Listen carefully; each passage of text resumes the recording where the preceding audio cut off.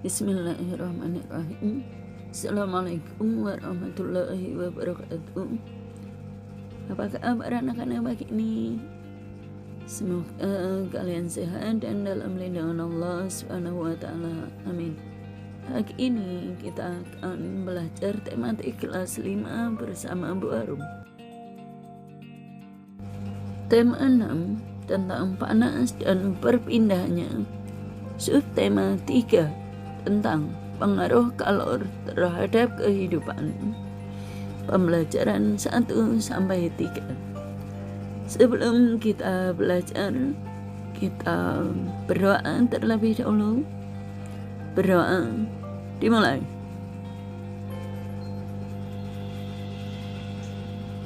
Berdoa selesai. Tujuan pembelajaran kali ini yang pertama,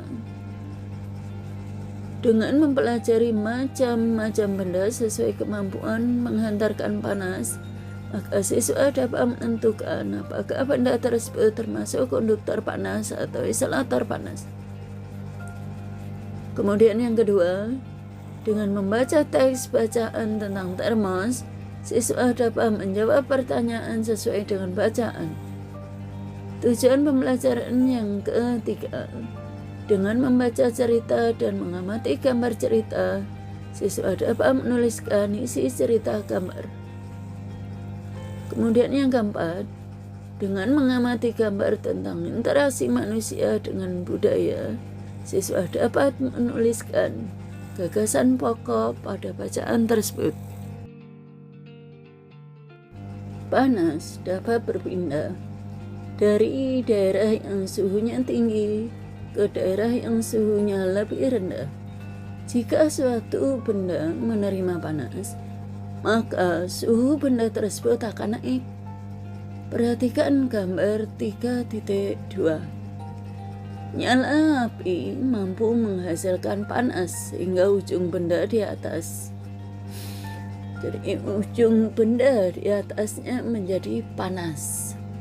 Panas dapat berpindah dari satu benda ke benda lain. Sifat panas akan mengalir dari suhu yang lebih tinggi atau lebih panas ke benda yang suhunya lebih rendah atau dingin. Bagaimana dengan tangan yang berada di ujung benda lainnya? Tangan yang memegang ujung benda dapat saja menjadi kepanasan atau tidak sama sekali. Hal demikian bergantung pada sifat hantaran panas dari benda tersebut. Macam benda berdasarkan sifat hantaran panas. Berdasarkan kemampuannya menghantarkan panas, benda dibedakan atas benda konduktor panas dan benda isolator panas. Benda konduktor panas. Benda konduktor panas merupakan benda yang dapat menghantarkan panas. Contohnya, benda yang terbuat dari bahan logam seperti aluminium, tembaga, besi, dan seng. Kemudian, benda isolator panas.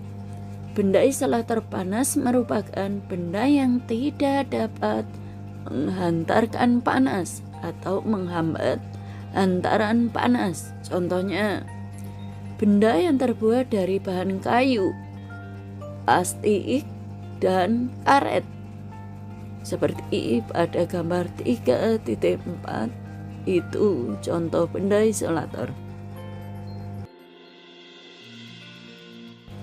Perbandingan sifat hantaran panas berbagai benda. Setiap benda memiliki kemampuan menghantarkan panas yang berbeda. Logam memiliki kemampuan atau daya hantaran panas yang lebih baik dari bahan lainnya. Daya hantaran panas logam pun berbeda-beda. Semakin besar nilai hantaran panas suatu benda, semakin baik daya hantaran panas benda tersebut. Berikut ini nilai hantaran panas beberapa jenis logam yang diperoleh melalui percobaan. Yang pertama, perak. Hantaran panas 420. Yang kedua tembaga, hantaran panasnya 380. Kemudian yang ketiga aluminium, hantaran panas 200. Yang keempat seng, hantaran panas 120. Kemudian yang kelima besi, hantaran panas 55. Kemudian yang keenam baja, hantaran panas 40.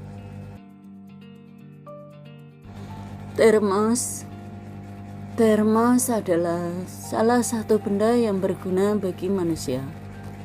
Termos memudahkan kita untuk menyimpan air panas. Jika ingin menyeduh teh atau membuat minum susu, tidak perlu lagi memasak air. Cukup menuangkan air ke dalam gelas. Karena kegunaannya hampir di setiap rumah terdapat termos.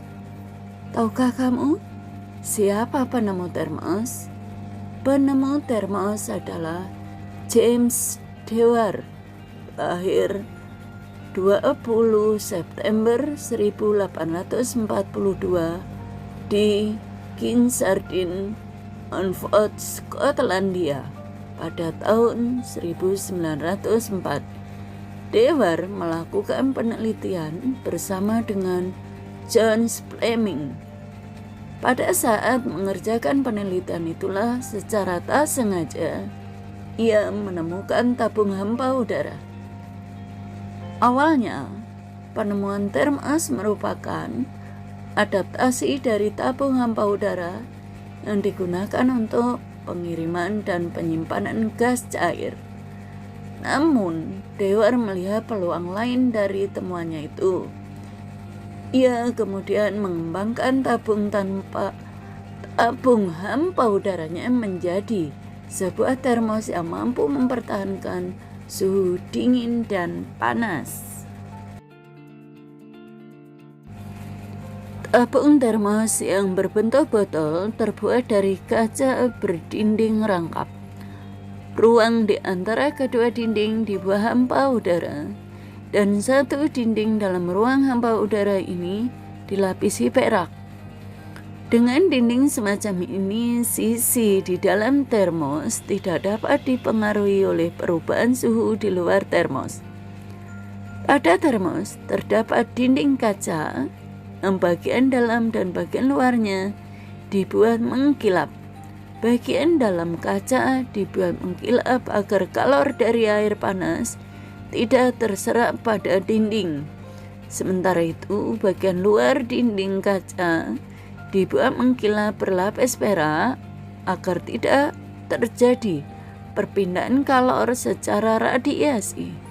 Ruang hampa di antara bagian dalam dan luar berfungsi mencegah perpindahan kalor secara konveksi. Tutup termos terbuat dari bahan isolator seperti gabus untuk mencegah terjadinya perpindahan kalor secara konduksi.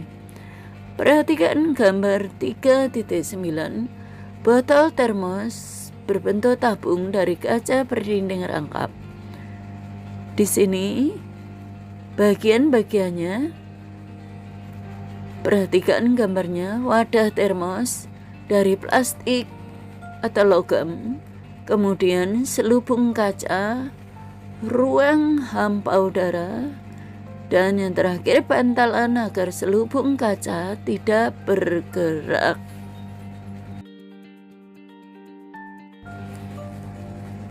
Gambar cerita adalah gambar yang menceritakan suatu peristiwa atau adegan. Gambar cerita dapat berupa gambar dengan keterangan tulisan berupa percakapan. Dapat juga hanya berupa gambar yang melengkapi sebuah cerita. Gambar cerita memiliki beberapa fungsi sebagai berikut. Yang pertama, memperjelas isi dan urutan peristiwa adegan dalam suatu cerita. Kemudian yang kedua, menyampaikan pesan yang terkandung dalam cerita. Kemudian yang ketiga, menarik perhatian orang untuk membaca suatu cerita. Kemudian yang keempat, memudahkan anak untuk memahami suatu cerita. Yang kelima, memperindah tampilan suatu cerita. Gambar cerita biasa ditemukan di buku cerita bergambar atau komik, majalah, koran, novel, buku dongeng, cerpen, dan buku pelajaran. Jadi, pada gambar Wiko tuliskan isi cerita gambar dengan kalimat yang baku. Tuliskan pendapatmu mengenai keindahan gambar. Keindahan gambar tersebut.